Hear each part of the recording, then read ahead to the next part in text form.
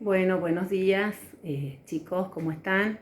Continuamos hoy con la tercera clase de esta antropología en tiempos de pandemia.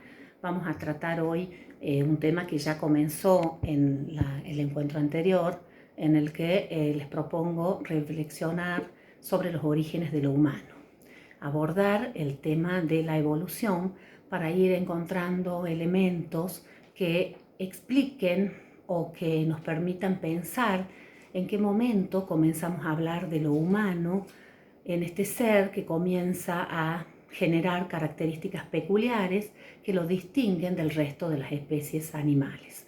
Hoy nos vamos a centrar en un elemento que va a ser de fundamental importancia para pensar en lo humano, que es el lenguaje. Por eso le he puesto de título a esta clase El poder del lenguaje. Voy a tratar de mostrar a partir de esta explicación y de las lecturas que vamos a sugerir cuál es esa importancia, cuál es ese poder del lenguaje que comienza a configurar esta criatura con estas particularidades que nos permiten marcar una diferencia con respecto al resto de las especies vivientes, al resto de las especies animales. Bueno, como punto de partida quiero tomar el video que ha compartido Carolina, que lo ha propuesto como ejemplo para la clase práctica, ¿sí? Ese video es un fragmento, es el inicio de la película 2001, Odisea del Espacio.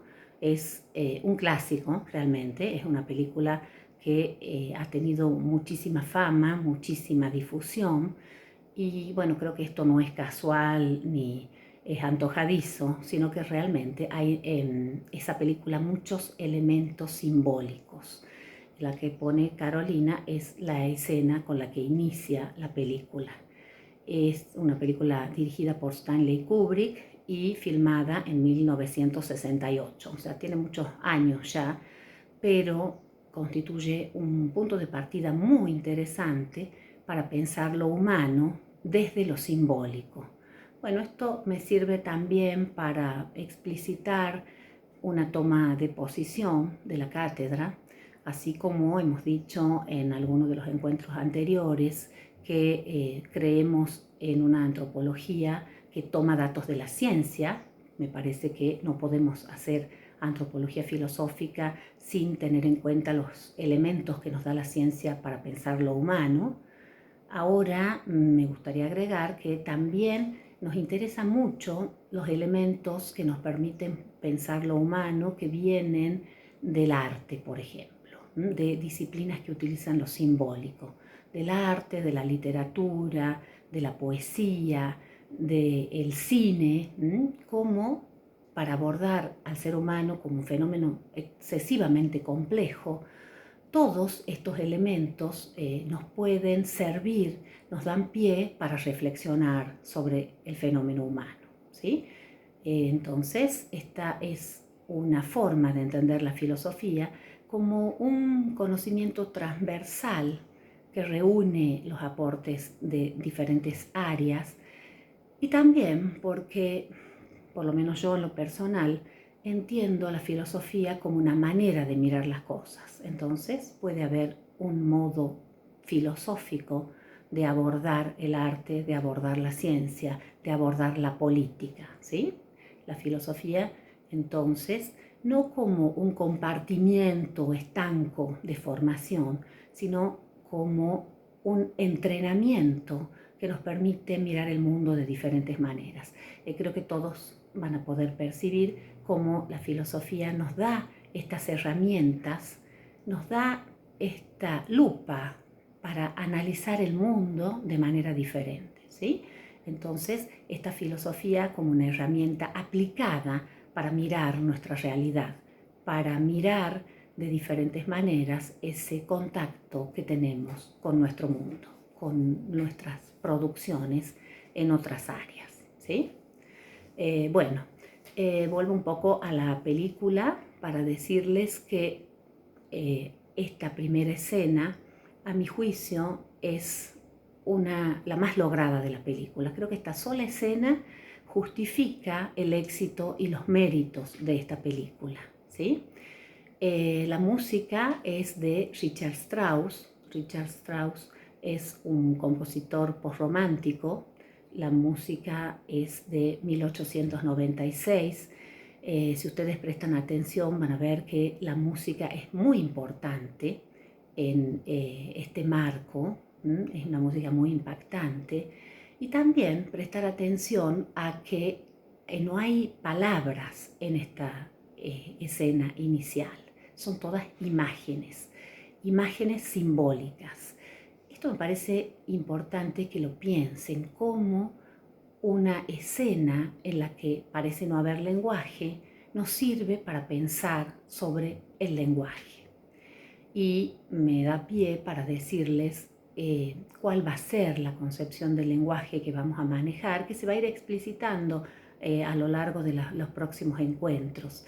Pero sí me sirve ya decirles que el lenguaje no va a ser entendido exclusivamente como la palabra escrita o la palabra oral, sino como todos aquellos signos que permitan comunicarnos. Entonces, en este contexto, la música es también un elemento que comunica. Fíjense cómo apoya la imagen y le da un sentido, le da un significado. La música tiene ese poder de comunicación.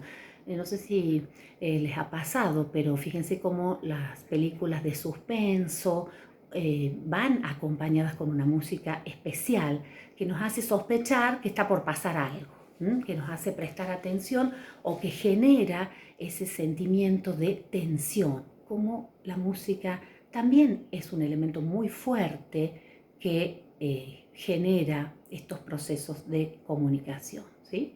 Y por supuesto el poder simbólico de las imágenes. También ahí hay una transmisión de sentido que es muy fuerte. Los aspectos visuales, las imágenes impactan de una manera muy fuerte sobre nosotros. Entonces acá esto ya nos sirve para empezar a plantear cómo vamos a entender el lenguaje, ¿sí? No solamente entendiéndolo como lenguaje escrito o como lenguaje hablado. Bueno, les doy un dato más. Esta canción, esta melodía, fue compuesta en 1896 por Richard Strauss y el título es Así hablaba Zaratustra. Esto me parece como una incorporación muy interesante porque Así hablaba Zaratustra va a ser uno de los textos que vamos a ver en la próxima unidad, la obra de Nietzsche.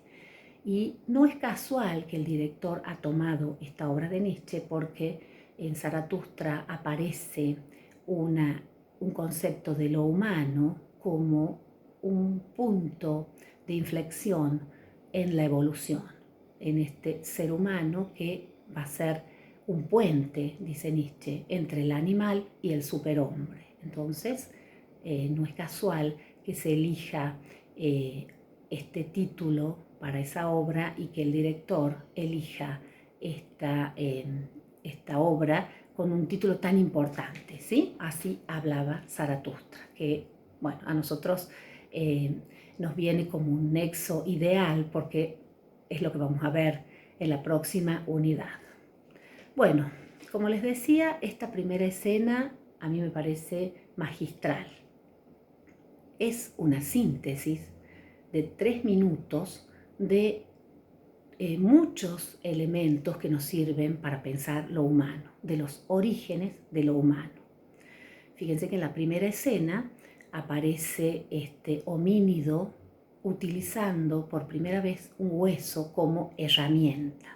Bueno, justamente el uso de herramientas es lo que marcan muchos antropólogos como uno de los signos de los inicios de esta evolución, de este ser tan particular que va tomando esas características especiales. Fíjense que el humano tiene una utilización de las herramientas que no vemos en ninguno de los otros reinos animales, salvo de una manera muy rudimentaria. El uso de herramientas se relaciona con la posibilidad de usos diferentes de la mano. La mano del ser humano es producto de una evolución muy importante en la medida que tiene el pulgar oponible. Esto no se encuentra en otras especies animales. Y esta liberación de las manos, de abandonar la postura cuadrúpeda para pasar a la bípeda, es un dato sumamente importante para marcar estos momentos en los que dejamos de hablar de homínidos para hablar de seres humanos. Entonces, el bipedismo y la forma de la mano humana que le permite utilizar herramientas de una manera muy poderosa, ¿sí? Utilizar estas herramientas va a cambiar esa relación del ser humano con el mundo. En la segunda escena de la película, en otra de las escenas de la película, vemos cómo esa herramienta se transforma en un arma que le da mucho poder a este ser, porque es mucho más fácil atacar a sus enemigos. Esto también está en los orígenes de nuestra humanidad. Parece que Homo sapiens comienza a poder desarrollarse y constituye un cambio evolutivo muy importante el uso de las herramientas como arma. Esto nos da una pauta para pensar también al ser humano en ese vínculo inicial con este impulso de dominación que no parece estar presente en otras especies animales. Solo Sapiens parece tener en ese instante inicial esta chispa de dominación. Fíjense que ya aparecen las herramientas, en el uso de herramientas, esta necesidad, esta posibilidad de dominar el mundo. Aparece ahora con las armas la posibilidad de dominar a otros seres vivientes, ya sean de otras especies o de otros pares. Este uso de armas, esta violencia, parece ser constitutiva de Homo sapiens, que si ustedes leen con atención van a ver cómo Harari, una de las conjeturas que evalúa es la teoría de la sustitución, en la cual Sapiens conquista y en realidad aniquila a las otras especies de homínidos que en algún momento compartieron el planeta Tierra, ¿sí? Entonces acá aparece también el tema de la violencia como característico del Sapiens.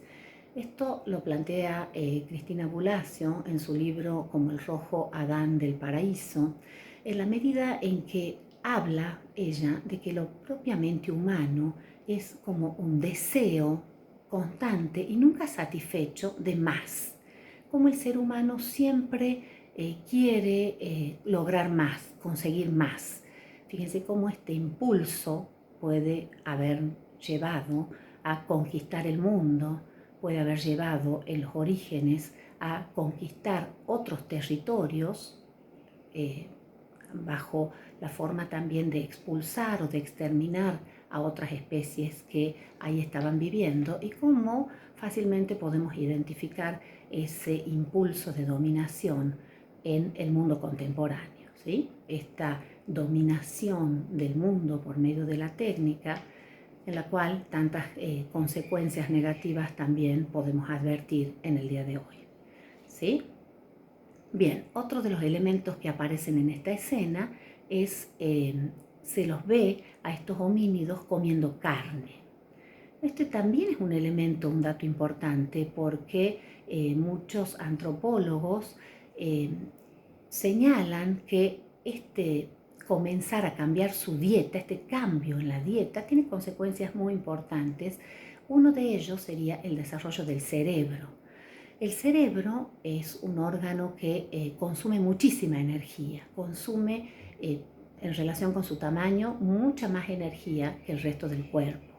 Entonces, alimentarse con proteínas permite generar un cerebro mucho más grande y que funciona de alguna manera mucho mejor.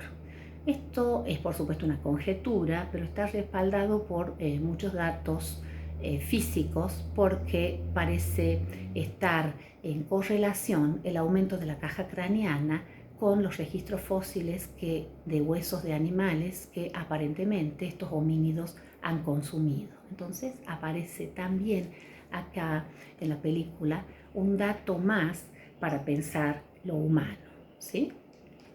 Y esta primera escena termina, no sé si se alcanza a ver en el video, pero termina con una metáfora de una síntesis realmente magistral, maravillosa.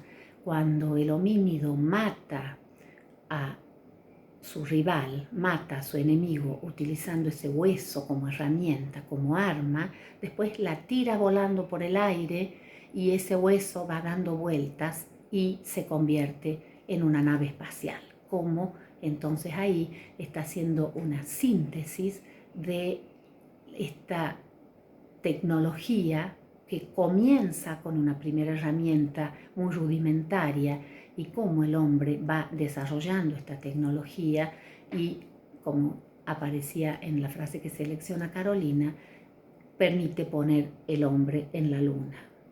Relacionado con la característica anterior de la violencia, podemos decir que también permite generar armas de destrucción masiva. ¿Sí? Acá aparece un elemento que también es bastante importante para pensar lo humano, que es el tema de este deseo, como les planteaba desde el artículo de Cristina Bulacio, de dominar.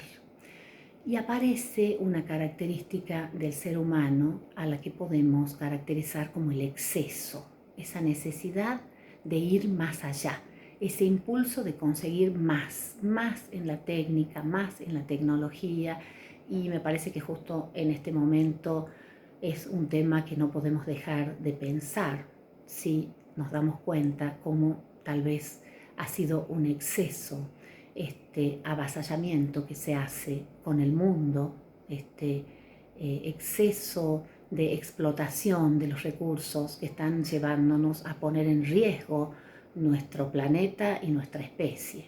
Este exceso en la explotación del otro también, este exceso de explotación hasta de nosotros mismos, como este momento de aislamiento tal vez nos sirve para revisar la cantidad de excesos en los que nosotros mismos tal vez nos vemos comprometidos en la vida diaria, ¿sí?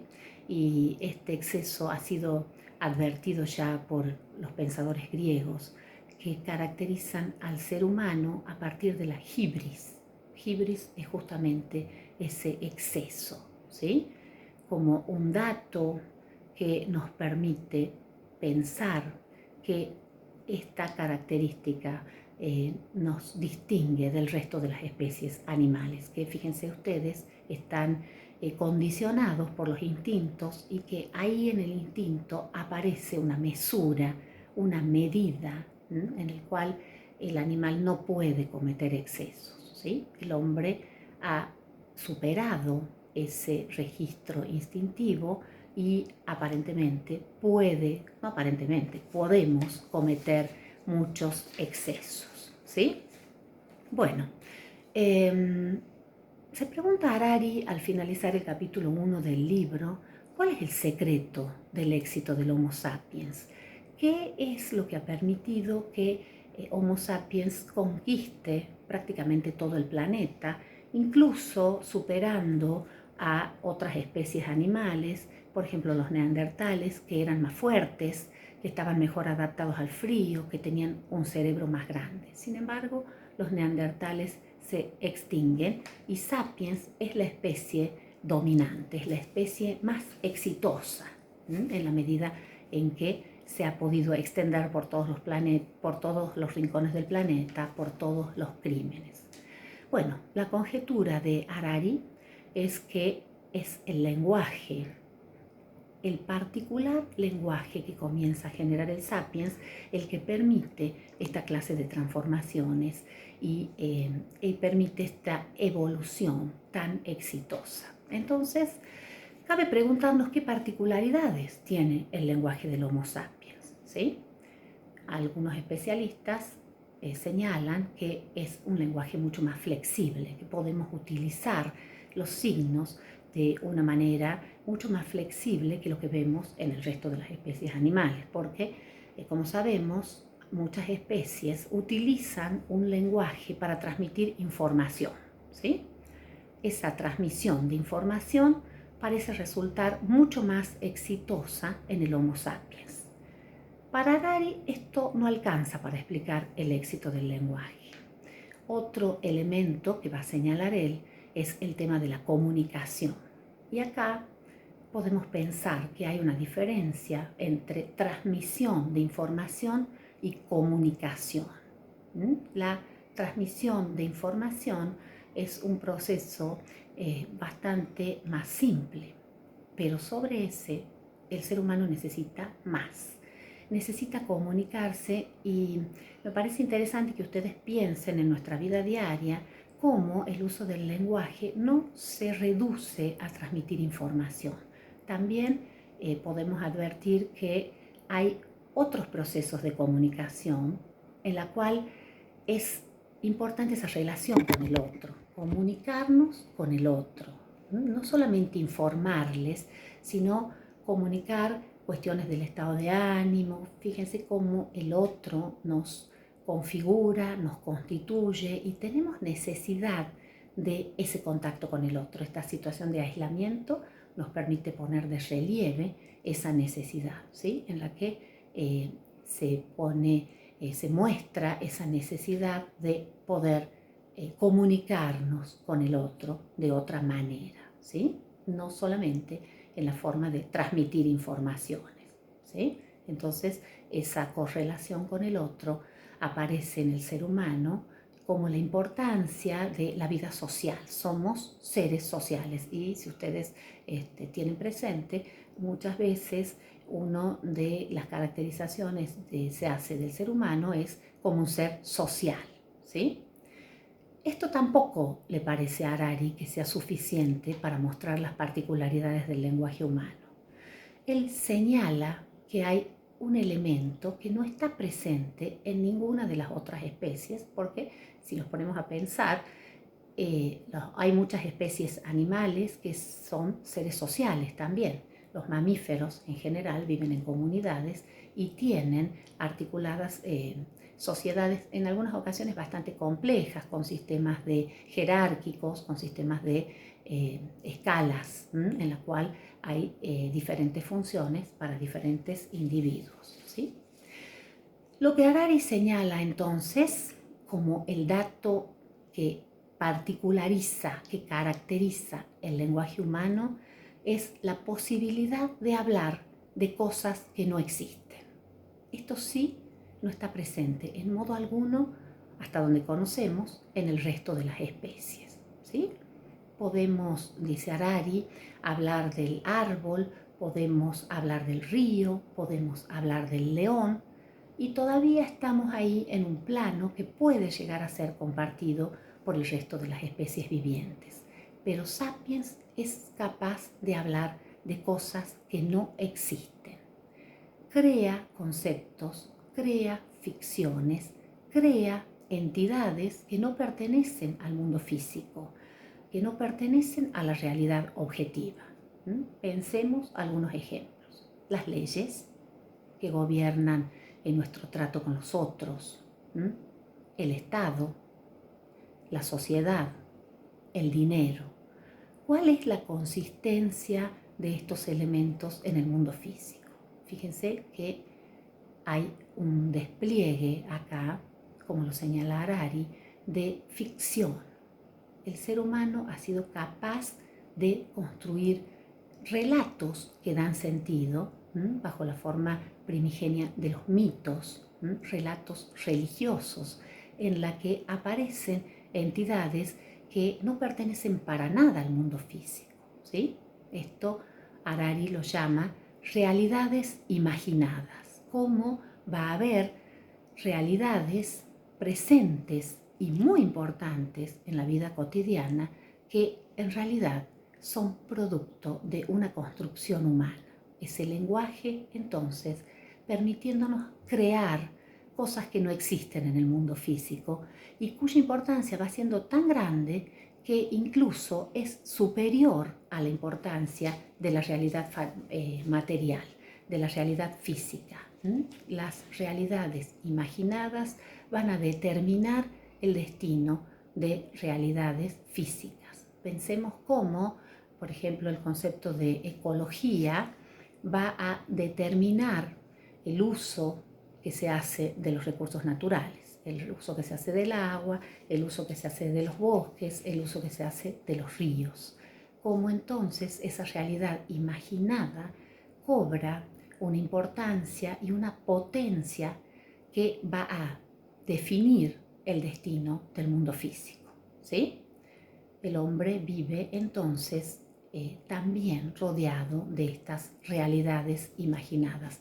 Me gustaría leerles acá una pequeña cita de Harari, diciéndoles primero que a esta aparición de este lenguaje, a esta construcción de nuevas realidades, Harari lo va a llamar la revolución cognitiva. Fíjense cómo esta revolución instala al hombre en una manera totalmente diferente en el mundo.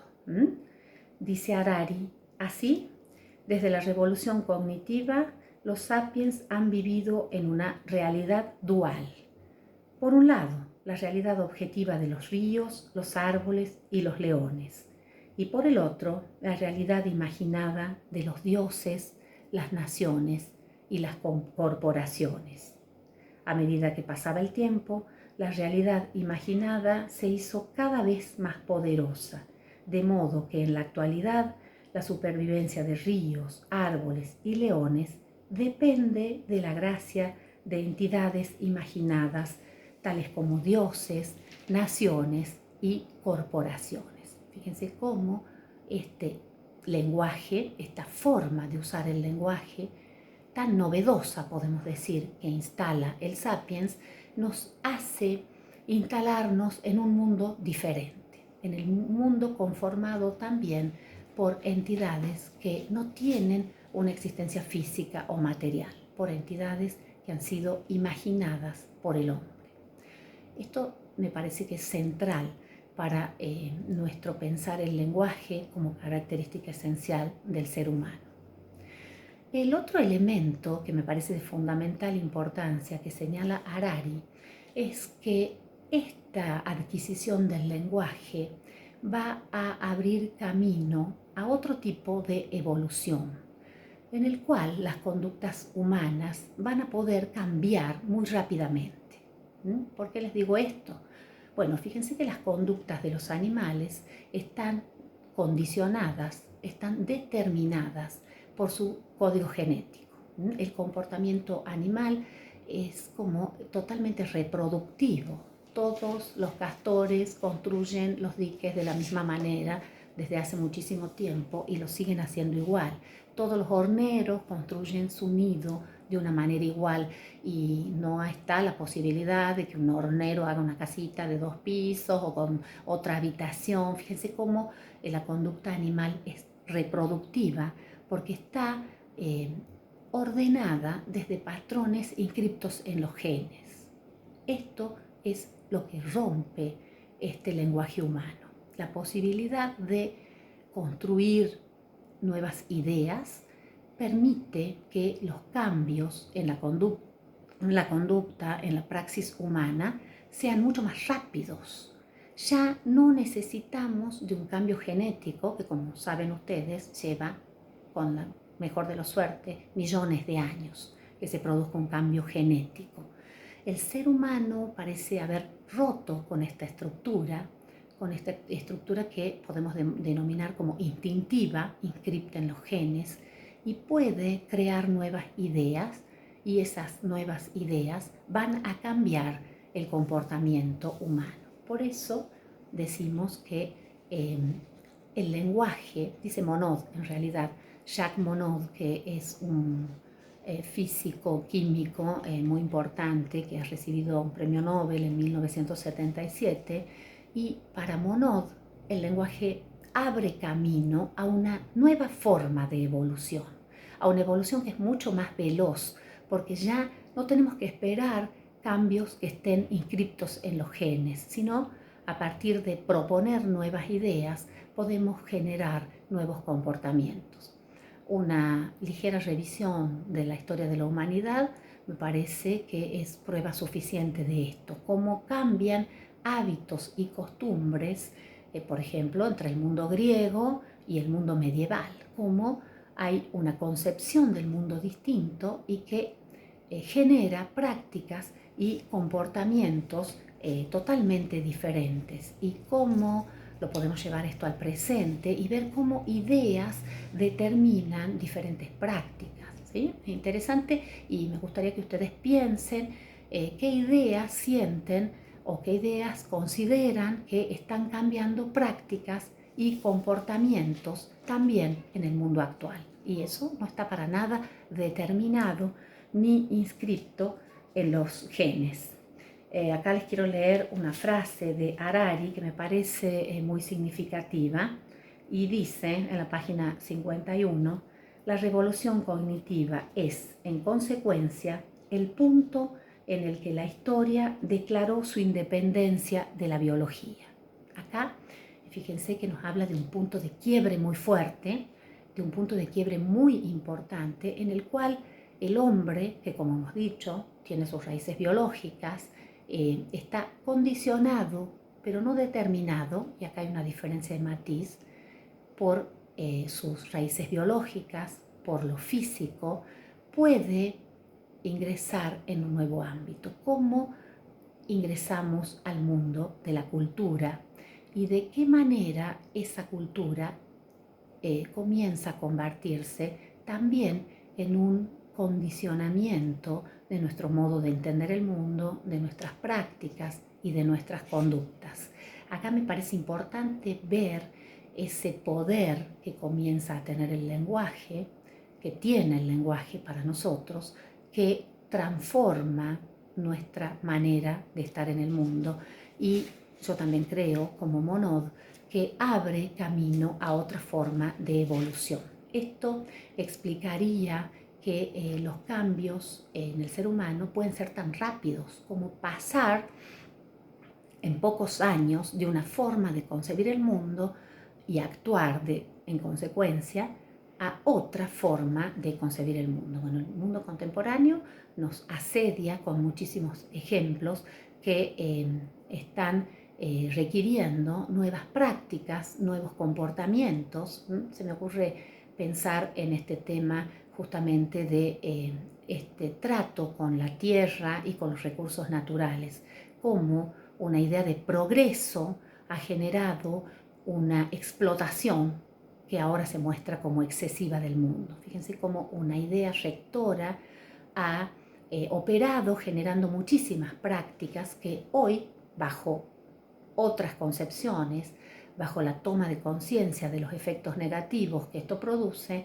pueden generar nuevas ideas, nuevas realidades imaginadas y nuevas conductas que van a generar un trato con el mundo diferente o no. Y fíjense cómo hay una pugna entre ideas que van a proteger, van a ser más proteccionistas de la ecología, y otras ideas que conciben el progreso como un progreso económico, como una mayor explotación del recurso natural. Lo llamo a pensar cómo las diferentes ideas van a generar prácticas y conductas diferentes, ¿sí? Esta idea de realidad imaginada de Harari me parece que es sumamente rica y les pido que le presten especial atención.